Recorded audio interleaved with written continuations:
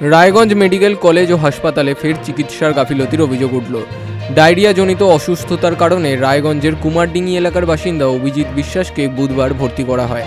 পরিবারের অভিযোগ, চিকিৎসায় অবহেলার ফলেই অভিজিতের মৃত্যু হয়েছে। মৃতের বাবা জানান, খুব অবস্থা খারাপ, তুমি তাড়াতাড়ি আসলাম। আমি যাবো তাড়াতাড়ি চলে আসলাম। আসলে আমার ছেলে মোটামুটি মুখ দিয়ে গেজা বাড়ানো শুরু হয়েছে, চোখ উল্টিয়ে দিয়েছে।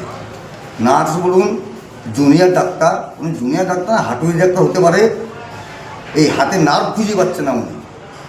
সে হাতে নার্ভ খুঁজে পাচ্ছে না, সে কোন ডাক্তার? কোনো বেল লাগানো কিছু না, হয়ে হাতে নার্ভ খুঁজে পাচ্ছে, সেটা কোনো ডাক্তার না। তারপরে আমার ছেলে কিছুক্ষণ পর আর একটা যে ওখানে ম্যাডাম বসে থাকে, ওর ম্যাডাম নাকি সিস্টার না যায় না না স্কুল মাস্টার, সে বললো কিছুক্ষণ পর বললো ছেড়ে দিল যে মারা গেছে।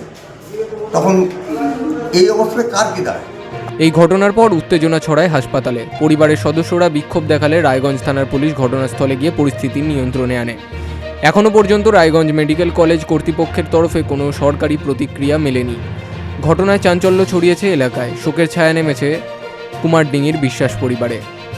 রায়গঞ্জ থেকে রামকৃষ্ণ দাসের রিপোর্ট, বিগ নিউজ বাংলা।